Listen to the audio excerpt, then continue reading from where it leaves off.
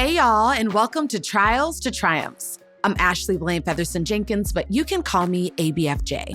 This week, my friend and founder of the beauty brand The Lip Bar, Melissa Butler, chats with me about practicing gratitude when blessings are disguised as rejections.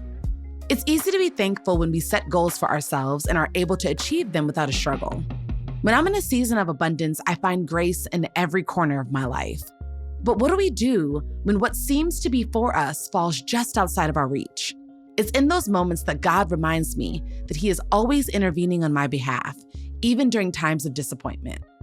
Melissa's perspective on resilience during moments of rejection taught me that even when we think we've lost, we've won. You don't go to the gym and then leave out looking like The Rock. It's just not reality, right? And so I have looked at building this business and all of the bumps along the way as just like building muscle, having more experiences that teach me how to do it better the very next time. So I'm grateful for that experience because I think it was important for people to know that you can get rejected on national TV and keep going. And in our Sankofa moment, Melissa selects someone from history who was the true embodiment of beauty. And she wore red often, and red is like a true power color for me. It's like it commands the attention. And I think part of being confident is being okay with commanding the attention.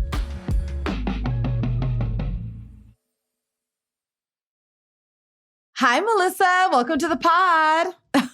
Hey, Ashley. I'm super excited. I'm so happy you're here. Okay, so Melissa, tell us how we met or when we met. So we have lots of mutual friends at this point, but I'm pretty sure Taylor introduced us. So Taylor used to work with us at the Lip Bar. And I remember when she first introduced us, I was like, oh my God, she's beautiful. Oh my God, she's beautiful. Like that was my immediate reaction. I was like, it's her skin. So Taylor introduced us and I feel like we've just never looked back. So Melissa, what is your favorite affirmation? I am enough. It's an easy one. Like we have a store downtown Detroit and on the storefront door, it says the Lip Bar where you are enough. Because I think that confidence is so important. And like, I think a lot of us act like we're confident and we're not really confident, me included. And sometimes you got to do it. Sometimes you got to fake it till you make it. And that's okay. But it's I am enough because like, if I like internalize that, then that imposter syndrome is out the window. If I internalize that when something goes wrong in life or in my business or wherever, I'm like, it's okay because like, I'm enough. I can get over this. I love that. I am enough. Because that, saying I am enough is what's going to get you through the days when you think that you're nothing. It's the only way to flip that mentality. I love that. Being Black and unlimited to me means I can do anything I set my mind to. It means I am limitless and I can live without borders. So what does it mean to be Black and unlimited? It means being exactly who you are. To be unlimited in your potential, to be unlimited in your creativity, to be unlimited in your imagination, to be unlimited in your vision.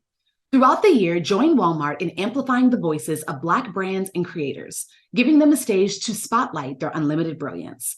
Walmart is committed to supporting Black brands and creators today and every day. That's Black and Unlimited. Visit walmart.com/Black and Unlimited to learn more. All right, you know how this goes. Let's go to the beginning. What did Detroit give you?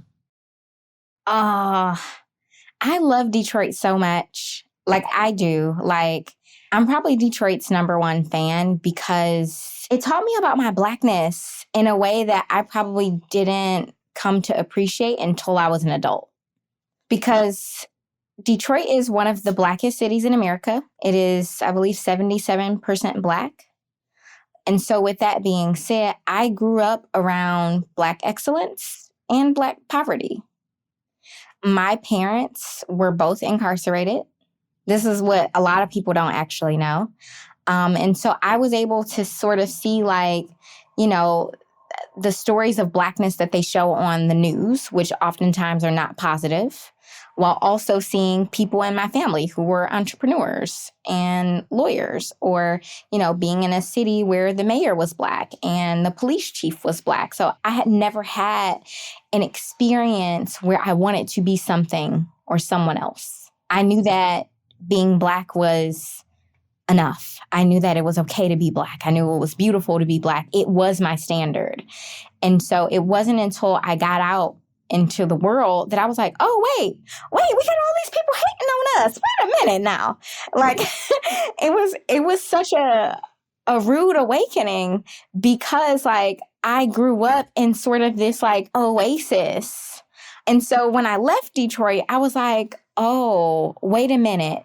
But it was that foundation of Detroit that gave me the strength and gave me the confidence to stand in my Blackness, to say, no, it's okay to go to an HBCU, to say, no, it's okay to wear my hair in braids in corporate America. And it was all because I grew up knowing that, like, these are my standards, and my standards are, in fact, enough, more than enough, really. So I love my city for that.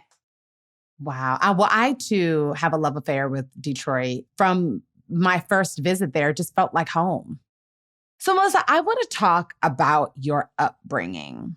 You mentioned that both your parents, I don't know if at the same time or at different points, were incarcerated. When you look back at maybe Melissa at 11, how does she feel? What was she going through? What does she want for herself? I mean, Melissa at 11 was probably really insecure. My dad was in prison basically from the time I was like 3 or 4 until I was like 23.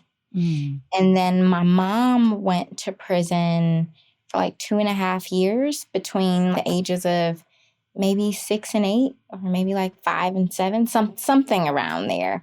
And so by the time I was 11, she had sort of gotten her life together and decided that she didn't want to be in the streets anymore. She didn't want to sort of live the fast life. And I was watching her every day work hard to sort of like create a life for my sister and I. She was a steel worker. And Detroit is a city where everything is sort of built around automotive. So either people work for the big three, or they work in the plants, or they work at companies that are adjacent that supply the automotive companies in some sort of way. And so she was working at a steel mill as a crane operator. And she did that for a long time. But yeah, I was watching her and trying to build my confidence as I was transforming from a young girl into a young lady. My mom tells people that, like, she grew up with us. She's like, I grew up with my kids. And one of the things that she said to me last year, which was like a real wow moment for me, I was asking her about her time while she was in prison. And she was like, I wasn't locked up. Jail freed me. It freed me from the insanity that I was living. And I was like, whoa. So yeah, I think she was absolutely changing and evolving at the same time as I was growing into adulthood. Wow. I mean, that also just speaks to the power of perspective. Like, your mom chose to look at it as an opportunity to be greater, to have a second chance, to make different choices. And it sounds like she did. We look at our parents and we're like, oh, first of all, we are our parents, which is like the trippiest thing. It's like freaky, especially the older you get, you have this awareness like, oh, we share DNA. Like, right. It's unavoidable. I look back on the sacrifices my parents have made, good and the bad choices my parents have made in their lives. And I have such gratitude and honestly admiration for the fact that they always strive to make better choices, though. Yep. Because they wanted us to do the same. Like, we are not always going to make the best choices. It's impossible to make perfect choices every day in your life. But I just love hearing your mom say, oh, no, don't get it twisted. Like, I needed that. It took me a while to understand, like, she just did her best. And I think that's all we can do as humans. And frankly, it's not my responsibility to control someone or to have tried to control someone's life. And so if I were to sort of like put on my big girl panties and then take myself out of it and just look at like her growth, and it's like, wow, she didn't actually have to do that. Yes. Tell me, what is your earliest memory of feeling successful? So my mom, she's always been a hard worker, and she's always instilled this idea of hard work upon me. So I've had this sort of thought that like if I went after it, it would happen. Because why wouldn't it? Why shouldn't it? Why shouldn't I operate in that privilege? So when I turned 16, I was like, I need a car. So she said, okay, well, if you get a job, then whatever you save, whatever money you have, I'll match you. And so in Michigan, when you're like 15 and a half, you can get like a worker's permit. So I worked over the summer at McDonald's, and I was the best damn fry flipper McDonald's has ever seen. Okay. And I saved, I think, $1,500 or close to it. And I bought my first car when I was 16. So the day I turned 16, I had wheels in my driveway. And I felt so proud of myself. I think that was the first time that I realized, like, if I put my mind to it, if I put my energy on it, it can actually happen for me. That's a good story. And I love hearing that, like, you worked at McDonald's. Like, people have to hear this. They have to know that, like, you didn't always live in a beautiful place in Detroit and be able to be the CEO. Like, you started working at the largest fast food chain in the world, like saving money to get your first car. Like, so now, Melissa, we got to get into, so you were working on Wall Street. You're a Wall Street girl, okay? So what I want you to tell us is what was happening in your life and what was truly the first step in the pivot to where you are now. The first step was really just believing in myself. And I'll say believing in yourself, but also understanding that you could fail and being okay with it. You got to do whatever, your heart tells you to do, whatever. If that feeling in the pit of your belly says jump, then just jump. Because like that's your intuition saying it's time. And we weren't making a ton of money, but I knew that it was time to give my business 100%. I believed in it so much. And I knew that I was unhappy in my job, and I was unwilling to stay in the job for the sake of having a job. It's like the only reason I would have stayed there was to pay my bills. And the way I thought about it was like, forget these bills. Like, what's the worst that could happen? I, was a single woman. All I had was like student loan debt. I'm like, Sally Mae can wait. If it doesn't work, I still have my degree. And now I have experience on Wall Street. I can go back and get a job. But right now, I have to focus on what my heart is telling me to do. And so if you are looking to make that pivot, you just have to go within. I think you need to close your eyes. I think you need to meditate. And I think that you need to ask your body, ask your mind, ask your spirit, ask God, ask whoever you call on, is this the right move? And you'll have the answer. We always know the answer. Yes. We always know the answer. Sometimes we're just too afraid to listen to it. Sometimes we're hoping that the answer will change.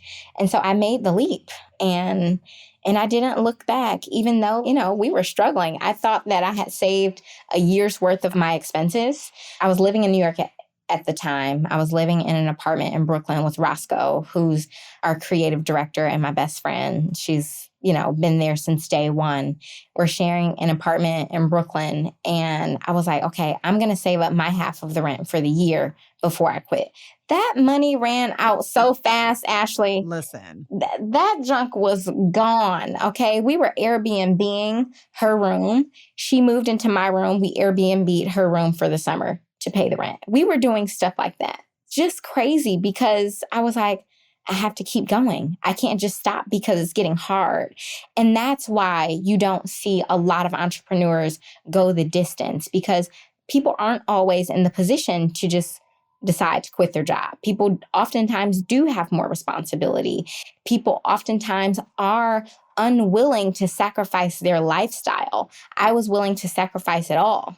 I moved back home to Detroit with my mom and then my ex-boyfriend. Like, we didn't make money for years. I didn't pay myself a salary until the Lip Bar was 6 years old. That's a lot of sacrifice.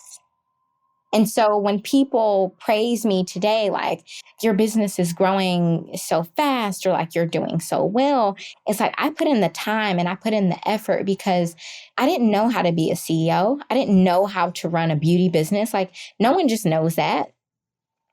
But I had to learn. I was building my plane in the sky, but I was willing to keep building it, even though I'm like, wait, I only got one wing. All right, let's go back down and get that wing and then come back up. It was a lot of like moving forward and then taking a few steps back to pause and then learn. And I think that one of the most important lessons I've learned on this journey is to always be a student, you know? I'll always be a student, always be willing to learn a little bit more, because the more you are open to learning, the further you're going to go. Well, I too just want to add to that, Melissa. Always be a student, but also recognize and answer the call when you're in the position to be the teacher. Like, I think that is so important too. Like, there's going to come a time, and the truth is we're always going to be a student, but there's going to come a time that the knowledge that we've acquired, we're able to give back. We're able to help pull somebody up with us. We're able to inspire someone else by telling our story. That's being a teacher. That's being a leader. That's being a boss. That's being a CEO. It's bigger than you. Like, really what I'm saying is recognizing when it switches truly into being undeniably bigger than you. I want to ask, like, how special has it been having a creative director who's also your best friend, someone who truly you've been in lockstep with every step of the way with this? Like, how special has that been? Like, what's your favorite part of that? I think my favorite part of it is our ability to be honest with each other. Like, we know when we're really excited about something, when we're all giddy about it, and when we're like, people are going to love this. We also know when we have to take pauses. We know when we have to say, okay, maybe I'm not giving my best right now. Maybe I am burnt out right now. And I think that the beauty of building with your best friend and getting over that hurdle, because like, it's hard. Also, like, working with your friends is hard because, we've always heard like the phrase is like, business is business. And, at the end of the day, like, businesses are there to make money and to make profit. But when you're building a company, and my team is all women, and that's one of the things I'm most proud of. But when you're building a company with all women, and some of them are your friends, and one of them is your very best friend, it requires another level of honesty that you don't typically give your colleagues. There's always typically a distance. It's like you have your work friends, and then you have your real friends. And I think it's been so beautiful because we've been able to like approach it with like true honesty, because there was no separation. We are work friends and we're real friends. Sometimes we spar, and then I'm still going to ask you how your mom is. Sometimes we're going to, be really excited about something, and, there may be some real stuff happening in our lives, and maybe we still have to push through it. So I think that, it's been fantastic to watch each other grow, because we didn't know what we were doing. We had no clue. And we just decided to keep going after it and to continue to learn and give each other the space to grow. And I think that requires a certain level of humility on both sides, but, certainly honesty. Yeah. I mean, what I'm hearing, I love that you said building with your best friend, but, it's almost like a a special advantage you both have, because it's like you have the clearest mirror in front of you that you could have. It's a mirror. Yeah, So okay, and Roscoe's honest with me. Oh, she's gonna tell me if she thinks that, I had an attitude, if she thinks I was whatever she thinks. Whereas, again, your work colleagues aren't always gonna tell the boss how they feel. Roscoe is gonna tell me every time. She's gonna tell me exactly how she felt, how she thinks someone else felt, etc. And I think that, to your point of having that mirror, it's like, sometimes you look at things and you're like, oh, I didn't want to see that part, but thanks for showing me. I want to talk about Shark Tank. I know for you, this is like a long time ago, but I found it interesting that you didn't have the best experience on there. And so I want to talk about, how many years removed are you from it? Like 6. Okay. So it's been about 6 years. I want to know how you felt in the moment. Like, what was Melissa going through at that time that you then decided coming out of it, like, that didn't feel good, or that's not how I thought it was going to be, or whatever your thoughts were surrounding it. And then now, 6 years removed, what did that teach you? Like, what is the greatest gift that experience gave you that you're only able to see now that you're 6 years removed? In that moment, I certainly felt defeated. I absolutely felt defeated. I felt misunderstood. Those feelings were very temporary, though. I sort of very quickly snapped out of it and was like, of course they don't understand. They're not your customer. And so I probably learned the power of segmentation. And, growing up, this is when your grandma or your auntie say, everything ain't for everybody, And so in the corporate world, that's called segmentation. It's like knowing your audience, knowing your customer. And so while in that very moment, I felt defeated and disappointed, and I didn't feel validated. And the very next breath, I was like, but I don't need them to validate me. They're not even the people I'm looking for validation from. They're not even my customer. Of course they don't understand, Melissa.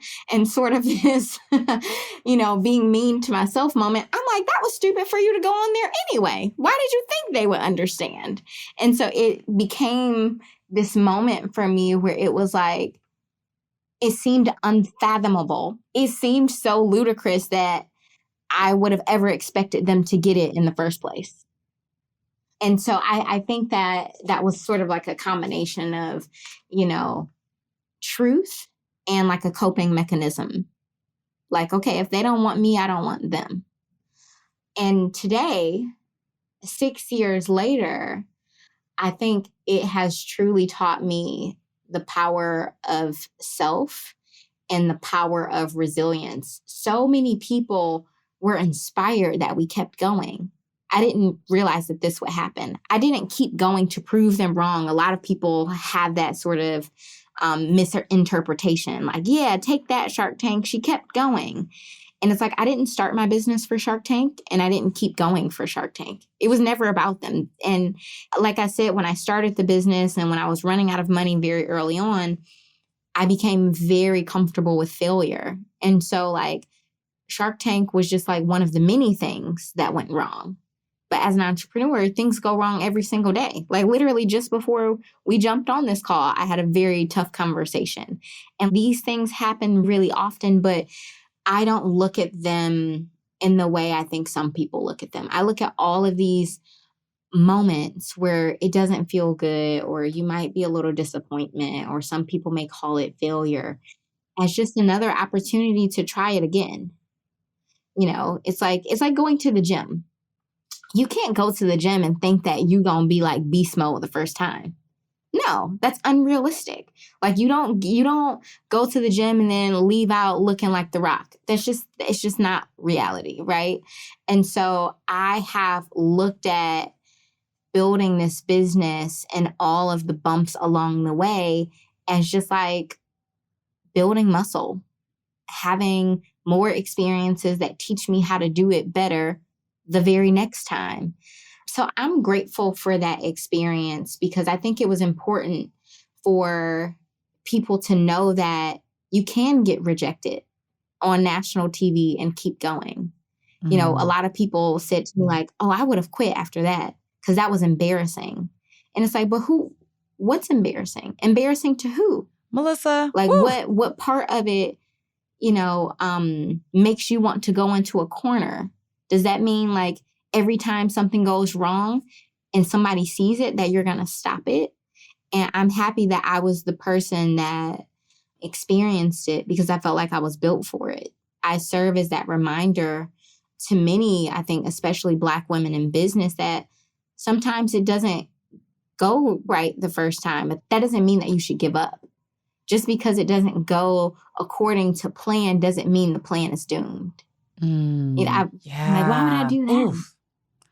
Melissa, we talk so much about the power of no, right? As it pertains to our individual ability to say no to things that we don't think are right for us and own our power in that. But I feel like we don't talk as often about the gift of no. We talk about the gift of yes. We don't talk about the gift of no. There's a gift in that, And again, it really goes back to your mom. I feel like she's kind of like the anchor of this conversation for me. Like it's about perspective. Most people would never call no a gift. Yes. And some people wouldn't think about yes as a curse. Ooh, Melissa.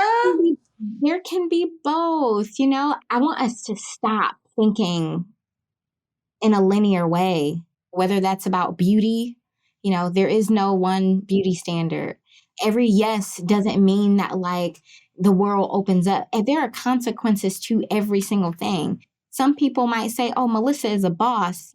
That also comes with a lot of weight. So it's like, while that is a yes, there are certainly aspects of it that are like, no. While Shark Tank was like a no, there were certainly benefits that looked like and resulted in yeses. And so I really need us as humans to really focus on our dynamism and understand that there is beauty and diversity, and our journey should not be a straight line. Because then that's just boring. Yeah. There are going to be twists and turns and curves. And with every yes and with every benefit, there are going to be consequences. Like managing people is a very challenging part of being a CEO, or like getting told no on Shark Tank, for instance. Like, no, it didn't feel good in the moment. But then look at years later, look at how many people I've made feel beautiful and I've inspired. So yeah, we got to stop allowing people to put us in boxes, and we have to stop staying in these boxes that other people have placed us in. Y'all already know I talk about the boxes all the time. So Melissa, you are right on point. That's exactly how I feel. Melissa, what has been your takeaway from our conversation today? Probably also my mom. I think, you saying that she's the anchor of the conversation. I think the older we get, and I'm experiencing this with some of my friends, like we realize that we become our parents. And oftentimes, like me specifically, I'm like always trying to like correct my mom or tell her how things could be or how they should be. Or I'm trying hard to like erase the parts that I don't want.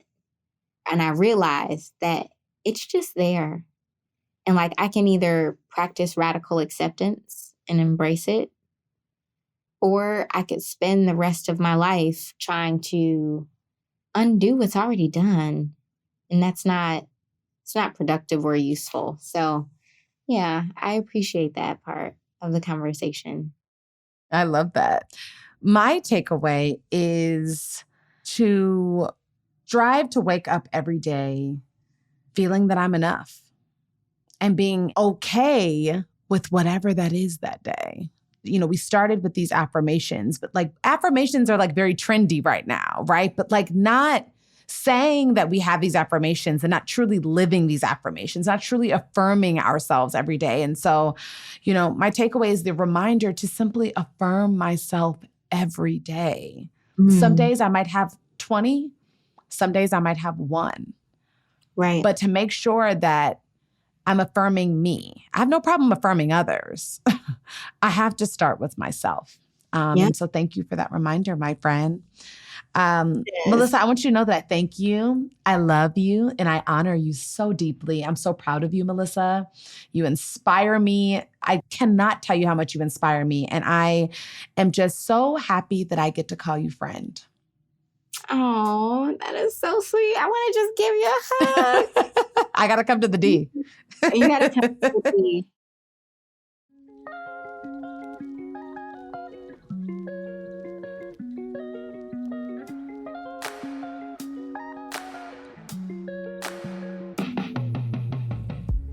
After the credits, the disco diva whose beauty shines inside and out. Stay with us.